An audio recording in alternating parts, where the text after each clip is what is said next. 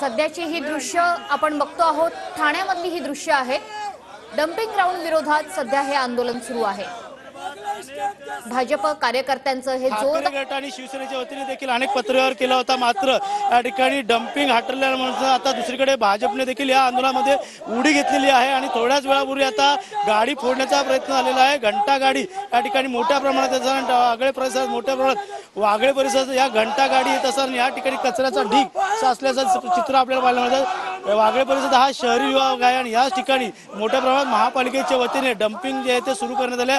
गेल्या 3-1 वर्षापासून या ठिकाणी वागळेकरण परिसरात अनेक तक्रारी देखील करून अनेक ठिकाणी पत्रव्यवहार देखील केला, मात्र ठाणे महानगरपालिकेने कुठल्याच प्रकारे या ठिकाणी डंपिंग न हटवल्यामुळे आता या ठिकाणी भाजप देखील आता आंदोलनात सहभागी झालेली आहे आणि भाजपने या ठिकाणी अक्षरशः घंटा गाडीचे जे हवा काढण्यात आलेली आहे। दुसरीकडे गाडी फोडण्याचा देखील प्रयत्न या ठिकाणी करण्यात आलेला आहे। त्यामुळे नक्कीच भाजपने देखील सत्तेत असलेल्या भाजपने देखील या डंपिंगच्या विरोधात आता आंदोलन पुकारलेलं आहे।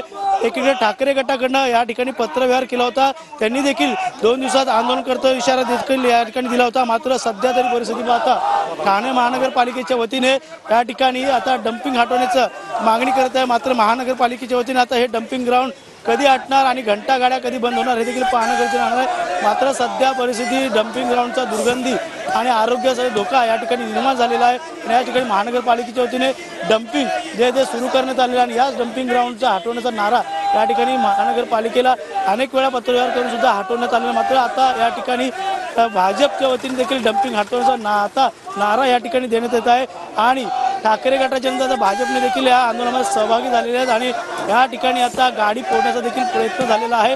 तसेच घंटा गाड्यांचा देखील हवा या ठिकाणी भाजपच्या वतीने काढण्यात आलेली आहे आणि डंपिंग जोपर्यंत हटत नाही तोपर्यंत असाच आंदोलन सुरू राहण्याचा इशारा देखील भाजपच्या वतीने करण्यात आला आहे। त्यामुळे आता